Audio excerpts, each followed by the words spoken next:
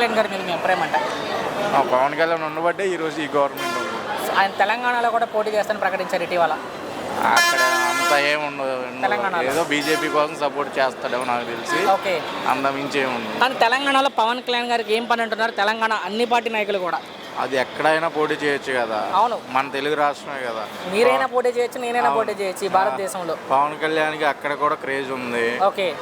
కొన్ని ఓట్లు వస్తాయి బీజేపీకి సపోర్ట్ చేస్తే. అయితే కాంగ్రెస్ వాళ్ళకి భయం ఏంటంటే ఇక్కడ ఆంధ్రాలో ఎలా అయితే ఓడిపోయారో సపోర్ట్ చేయడం వల్ల, అలా సపోర్ట్ చేస్తే ఇక్కడ మేము కాంగ్రెస్ కూడా ఓడిపోతాం, లేకపోతే టీఆర్ఎస్ కూడా ఓడిపోతుంది.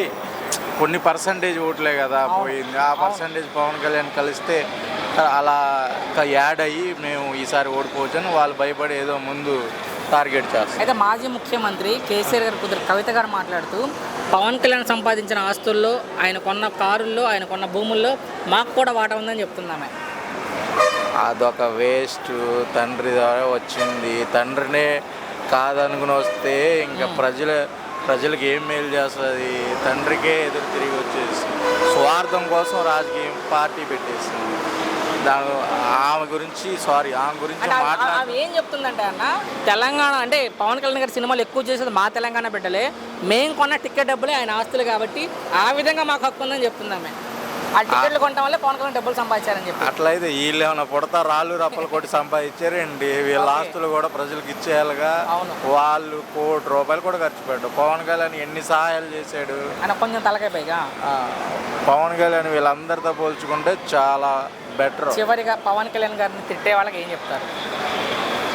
అలా ఎవరిని తిట్టకూడదు. ముందు వాళ్ళు ఏమైనా చేశారా? ఎప్పుడైనా సరే తిట్టే వాళ్ళు ఎప్పుడైనా పబ్లిక్గా ఏమైనా సహాయం చేశారా? ఏదో రాజకీయంలో వాళ్ళ తాతలు తండ్రులు ఉండబట్టి ఏదో మేము అది ఇది అని చెప్పుకుంటారు, కానీ పవన్ కళ్యాణ్ లాగా అయితే ఎవరు సహాయం చేయలేదు.